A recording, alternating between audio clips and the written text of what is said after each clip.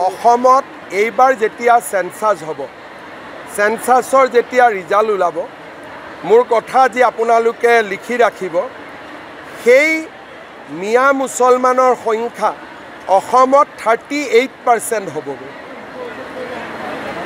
যদি প্ৰজেকশ্যন কৰে, যিকোনো ষ্টেটিষ্টিক ডিপাৰ্টমেণ্টৰ মানুহে প্ৰজেকশ্যন কৰিব পাৰিব, অসমৰ জনসংখ্যাৰ তেওঁলোক 38 সংখ্যক হ'ব আৰু অসমৰ সৰ্ববৃহৎ জনগোষ্ঠীত পৰিণত হ'ব। আৰু এইটো অসমৰ এটা বাস্তৱ সত্য। সেই কাৰণে আমাৰ মানুহখিনিক আমি কেনেকৈ বচাব পাৰোঁ, কেনেকৈ আগবঢ়াই লৈ যাব পাৰোঁ, যোৱা 5টা বছৰ আমি কাম কৰিছোঁ। অহা বিধানসভাটো এই ধৰণৰ সমস্যাক লৈ দুখন খুব গুৰুত্বপূৰ্ণ আইন বিধানসভাৰ মজিয়াত আহিব। আজিয়ে মই ক'ব খোজা নাই কোন দুখন আইন, কিন্তু জাতি মাটি ভেটিক আগুৱাই লৈ যাবৰ কাৰণে দুখন আৰু ইম্পৰ্টেণ্ট বিধায়ক আহিব।